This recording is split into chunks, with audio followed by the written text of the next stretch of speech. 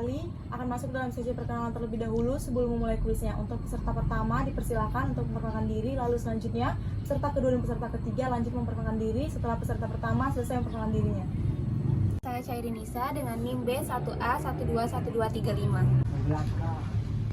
Perkenalkan, nama saya Nora Syaira dengan NIM B1A121215. Perkenalkan, nama saya Siti Hodijah dengan NIM B1A121212. Baiklah, sesi perkenalan telah selesai. Selanjutnya kita akan masuk ke dalam sesi kuis. Soal yang pertama adalah, seperti yang diketahui di antara ahli negara dan hukum telah membagi kekuasaan menjadi lebih dari satu kekuasaan dengan teorinya masing-masing. Sebutkan apa saja teori kekuasaan tersebut. Teori tersebut terdiri dari teori Trias Politika, teori Catur Praja, teori Panca Praja, teori Sat Praja, dan teori Dwi Praja. Benar, selanjutnya kita akan masuk ke dalam pertanyaan yang kedua. Menurut ajaran Montesquieu yang mengatakan bahwa untuk membatasi kekuasaan raja, hendaknya dalam suatu negara diadakan pemisahan kekuasaan dalam 3 kekuasaan yang masing-masing mempunyai lapangan pekerjaan sendiri terpisah satu sama lain. Ketiga kekuasaan tersebut adalah Yang pertama itu ada kekuasaan legislatif, adalah kekuasaan untuk membentuk undang-undang. Yang kedua, kekuasaan eksekutif adalah kekuasaan untuk menjalankan undang-undang. Yang ketiga adalah kekuasaan yudikatif, adalah kekuasaan untuk mempertahankan undang-undang. benar. Pertanyaan kedua telah dijawab dengan benar. Selanjutnya kita akan masuk ke dalam pertanyaan ketiga. Wiryono Projodikoro mengemukakan teori Sat Praja. Sebutkan 6 teori kekuasaan negara tersebut. Saya. Teori pertama yaitu kekuasaan pemerintahan, kekuasaan perundang-undangan, kekuasaan pengadilan, kekuasaan keuangan, kemudian ada kekuasaan hubungan luar negeri, dan kekuasaan pertahanan dan keamanan umum.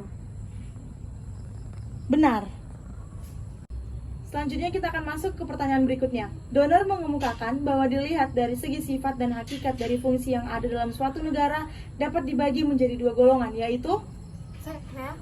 peserta kedua diizinkan untuk menjawab. Yang pertama ada A, kekuasaan yang menentukan tugas dari alat-alat pemerintah dan kekuasaan yang menentukan politik negara. Selanjutnya adalah B, kekuasaan yang menyelenggarakan tugas yang telah ditentukan sebelumnya. Benar. Kita masuk ke dalam pertanyaan selanjutnya. Pengertian teori Trias Politika menurut John Locke adalah? Dipersilakan untuk peserta ketiga. Menurut John Locke ada 3 kekuasaan, yaitu kekuasaan legislatif, eksekutif, dan federatif. Benar. Kita akan masuk ke pertanyaan selanjutnya. Jelaskan 3 taraf pertumbuhan administrasi umum yang bergerak di banyak negara. Peserta pertama dipersilakan untuk menjawab. Pertumbuhan hukum administrasi umum di banyak negara bergerak dalam 3 taraf. Yang pertama, perkembangan awal hukum administrasi umum hanya merupakan suatu perkembangan dalam ilmu pengetahuan sendiri. Selanjutnya, perkembangan kedua adalah dengan diperkenalkannya peradilan hukum administrasi negara. Tanpa peradilan hukum administrasi, perkembangan hukum administrasi akan sangat terbatas. Yang terakhir, perkembangan ketiga timbul saat pembuat undang-undang memutuskan untuk menyelaraskan tindakan pemerintah dengan mengadakan pembuatan undang-undang umum, yaitu aturan-aturan umum yang berlaku bagi pelaksanaan wewenang tertentu. Benar. Masuk ke pertanyaan selanjutnya. Teori Panca Praja pada hakikatnya merupakan penyempurnaan ajaran Catur Praja, dan Van Vollenhoven menurut Lemayre kekuasaannya dibagi menjadi 5, yaitu peserta kedua dipersilakan untuk menjawab. Yang pertama adalah kekuasaan penyelenggaraan kesejahteraan umum, yang kedua ada pemerintahan, yang ketiga ada kepolisian, yang keempat ada peradilan, dan yang kelima adalah perundang-undangan. Benar.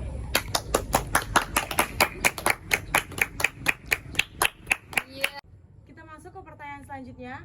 Jelaskan yang dimaksud dengan etis politik. Peserta pertama dipersilakan untuk menjawab.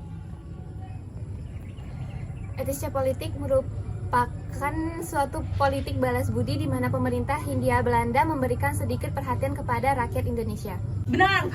Kita akan masuk ke dalam pertanyaan terakhir. Dalam perkembangan hukum administrasi negara Indonesia, ada pasal yang berisi tentang asas pertahanan negara yang mengatakan bahwasannya tiap warga negara berhak dan wajib turut serta dalam usaha pembelaan tanah air Indonesia. Tertuang dalam pasal berapakah itu? Peserta ketiga dipersilakan untuk menjawab. Pasal 30 Undang-Undang Dasar 1945. Benar. Karena tiap peserta memiliki poin yang sama, kita akan masuk ke dalam poin babak penentu. Soalnya adalah, perkembangan hukum administrasi di Indonesia, ada pasal yang tertuang tentang asas dasar agama yang mengatur tentang jaminan negara atas kemerdekaan tiap penduduk untuk memeluk agamanya. Tertuang dalam pasal berapakah itu? Peserta kedua dipersilakan untuk menjawab. Tertuang di dalam pasal 29 ayat 2 Undang-Undang Dasar 1945. Benar.